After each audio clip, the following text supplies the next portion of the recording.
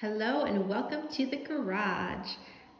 In this video I'm going to be discussing two different types of growing racks. As you can see, one that Ethan has built, as well as a typical one that you can get at any big box store or order online. Now this one usually has a plastic covering that will help with keeping the moisture in as you grow your plants. So let's go on up to the first one. In the standard growing rack, the elements that usually help get your plants established well are lighting.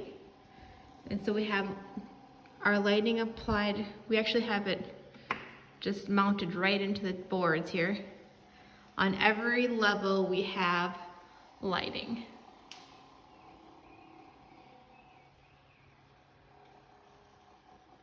So our plants are getting plenty of light and they're not stretching for that sunlight. As well as another aspect in here is there is kind of like a wire mesh. So if we have a plant that is getting too much sun and these lights are too close, we can actually move it down to the second rack and turn this light off, and the light will shine completely through our wire floor, and then so it will be getting sunlight from the distance that it needs. All right, another thing in our growing rack is a fan blowing on our little plants so they become strong. We have it rotated. We also have it on a timer, so it will shut off sometimes, or we'll move it around so it will be so it can strengthen all of our plants. All right, the next thing in our growing rack is we have obviously our plants, but we have them in a planter, and then we water them from beneath. So in the tray down there, so they have easy access to the water, as well as keep tabs on which plants and when we planted them and such. And then another key thing that we are using in our growing rack is heat mats. So there's a heat mat down here. This is what a heat mat looks like, and it fits directly underneath these trays.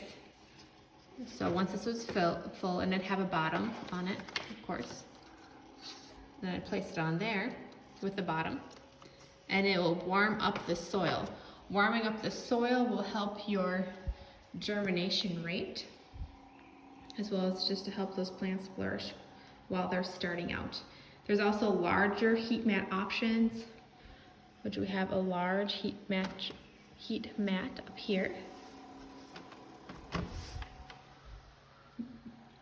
But the one that's in the link is the small heat mat right there, down on the bottom, because that fits your 10 by 12 trays. When building a rack, if you have interest to build your own growing rack, it is important to make sure that your shelves will hold a 10 by 12 tray. This is the average size of gardening trays that you will receive. Like if you go to a greenhouse and buy a tray, it's usually 10 by 12. So then you can easily fit that tray of plants into your growing rack. All right, the next option over here is an option that you'd buy at a typical big box store.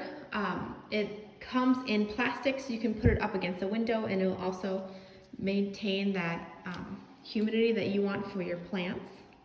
Ethan and I have taken off the plastic for now. And we also have our plants here, just getting ready to go outside. You can also place heat mats in there, as well as a fan and your trays. So there are two options: